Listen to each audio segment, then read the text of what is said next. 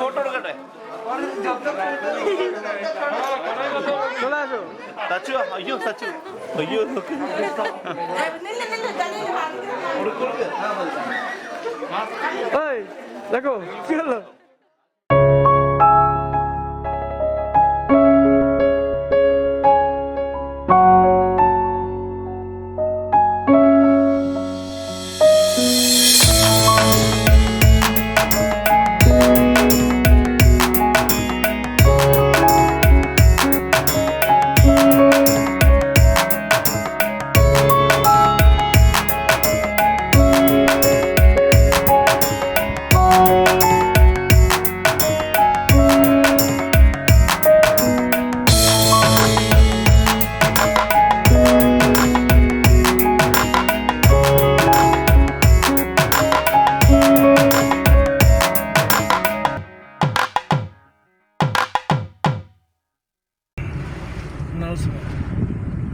Today we are on our way to visit the ancient Virupaksha temple, which was built around the 7th century AD.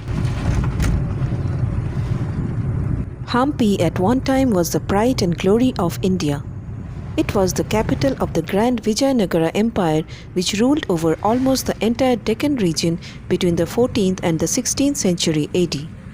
It was the richest empire of India at the time and also one of the richest in the world. Today visitors flock from all corners of the globe to experience the grand ruins of Hampi and its magical boulder-strewn landscape. Hampi and its ruins are also a UNESCO World Heritage Site. The parking area near the Virupaksha temple is filled up with vehicles. What now is used as the parking lot at one time was a sprawling marketplace. This market was known as the Virupaksha Bazaar, which was one of the 4 main trade centers of the Vijayanagara Empire. There are continuous ruins of what used to be the grand medieval period market of Hampi during the Vijayanagara era. Hampi Bazaar is a unique attraction of Hampi and is very popular among the tourists. Amidst the boulders stands various pillared structures. All these structures are the remnants of the buzzing trade center which existed over here some 600 to 700 years back.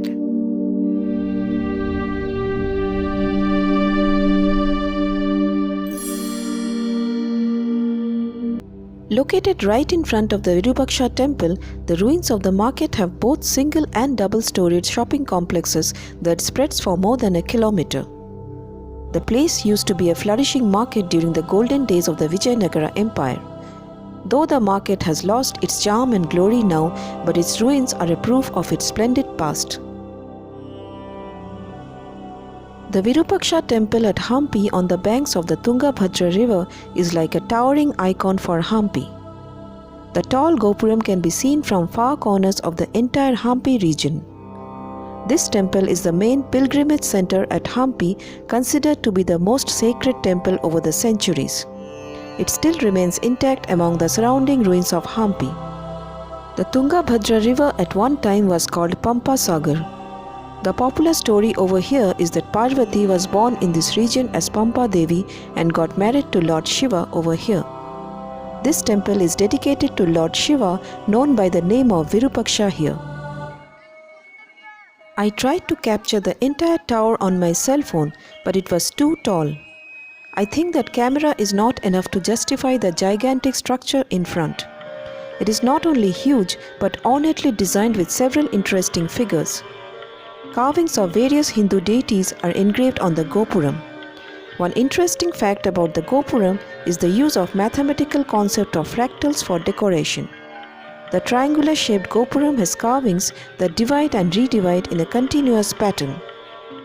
The 11-storied 165 feet giant tower or Gopuram is the main entrance to the temple.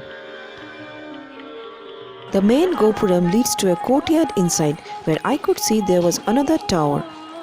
No one knows exactly who initially built this temple, but several empires contributed to the construction of this temple, the prominent among them being the kings of the Vijayanagara Empire, mainly Krishnadeva Raya.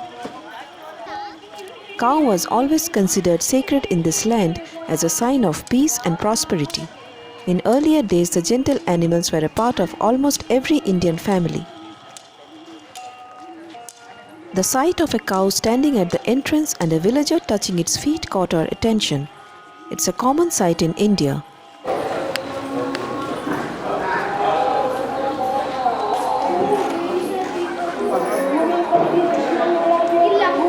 After entering through the main entrance, we came into an open and huge courtyard. This is the first courtyard of the temple, which leads towards the second courtyard through another 3-storied tower known as the Raya Gopura. The second tower or Raya Tower was built during the coronation of Emperor Krishnadeva Raya.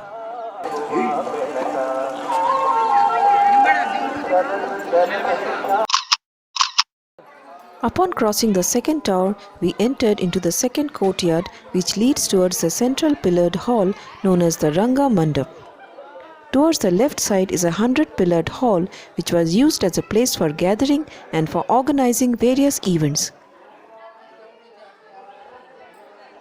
Many dynasties and their kings contributed to the development and construction of this temple from time to time, such as the Badami Chalukyas, the Kalyani Chalukyas, and the Hoysalas. Also, many parts of the temple were built by Harihara, the first king of the Vijayanagara Empire. Krishnadeva Raya was the most powerful and popular emperor of the Vijayanagara Empire who made major developments for this temple.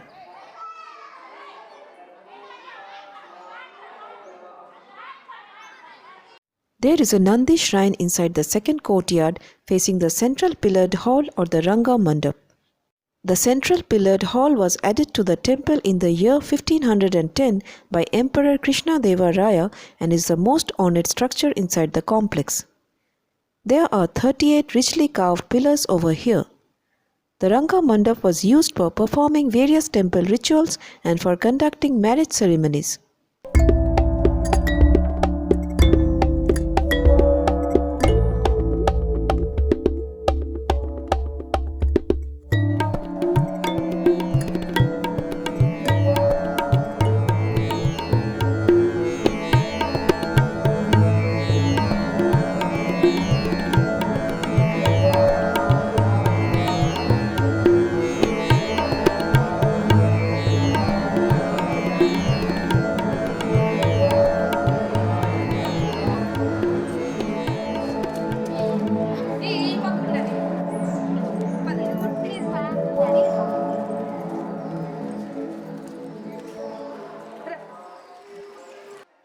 There was quite a rush in the evening that day.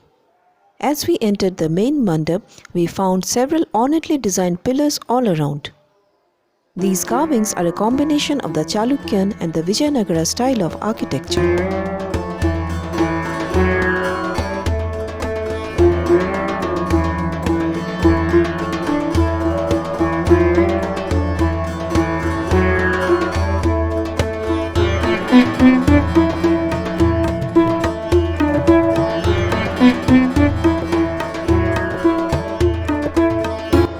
There are richly designed engravings of various Hindu deities over here. These carvings represent wedding ceremony of Shiva and Parvati. There are beautiful mural paintings on the ceiling of the temple which mainly depict Shiv Parvati's wedding ceremony. These paintings are some of the unique remnants of the Vijayanagara art.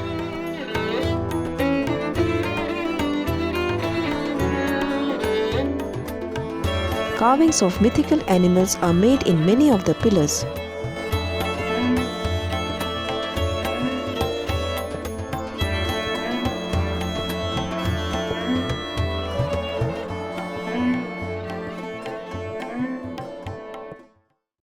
As we passed through the courtyard again, we saw a palanquin, commonly known as palki from those days, meant for transporting people.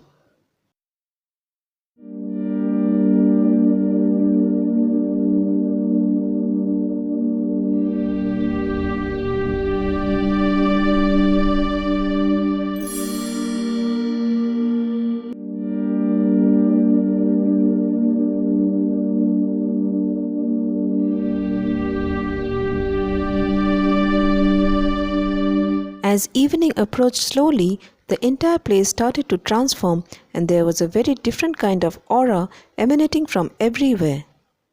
The mellowed lights flickering from various corners added to the charm and the nostalgia. We got a chance to visit the star of the Virupaksha temple, Laxmi, the elephant who was busy blessing visitors with the soft touch of her trunk.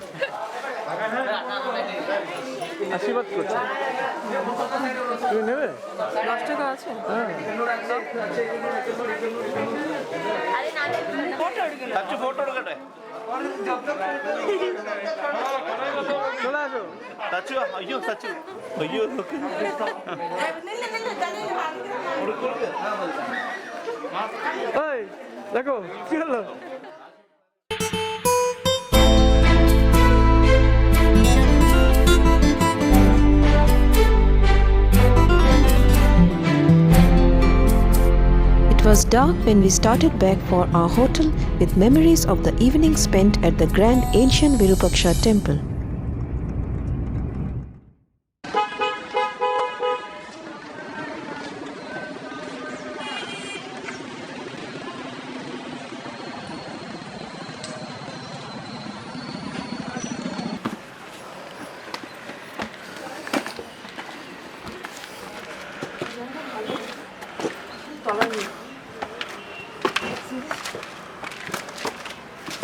হ্যাঁ এটা আছে তোমরা দিয়ে যেতে হবে